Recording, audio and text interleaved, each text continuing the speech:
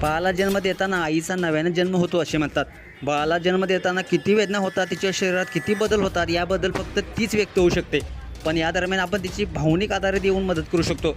मग ती आई बाळाची असो किंवा एखाद्या जंगलात राहणाऱ्या प्राण्याची असो.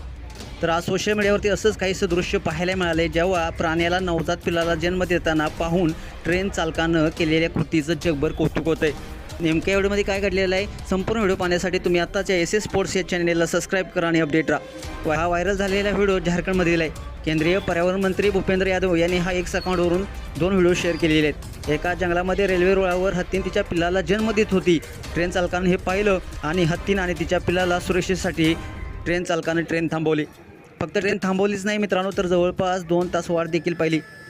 पिल्लू सुखरूपरित्या बाहेर आल्यानंतर आई आणि बाळ हळूहळू चालत जंगलात पायी निघून गेलं. त्यानंतर ट्रेन चालक आपल्या दिशेने निघून गेला. केंद्रीय पर्यावरण मंत्री भूपेंद्र यादव यांनी हा क्षण पाहून मानव आणि प्राणी यांच्यात होणाऱ्या संघर्षाच्या बातम्या व्यतिरिक्त मानव आणि प्राणी यांच्यातील नातं कसं असतं ह्या व्हिडिओतून शेअर करत म्हटले, प्रयत्नांचे असे हृदयस्पर्शी निकाल पाहणे खूपच छान वाटतं असं देखील त्यांनी म्हटले.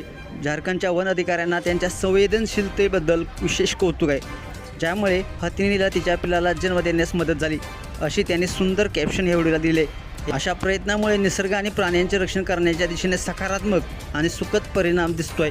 तुम्हाला व्हिडिओ कसा वाटला, तुमच्या प्रतिक्रिया अवश्य लिहा आणि आपल्या एस स्पोर्ट्स या चॅनलला सबस्क्राईब करायला नक्की विसरू नका. धन्यवाद.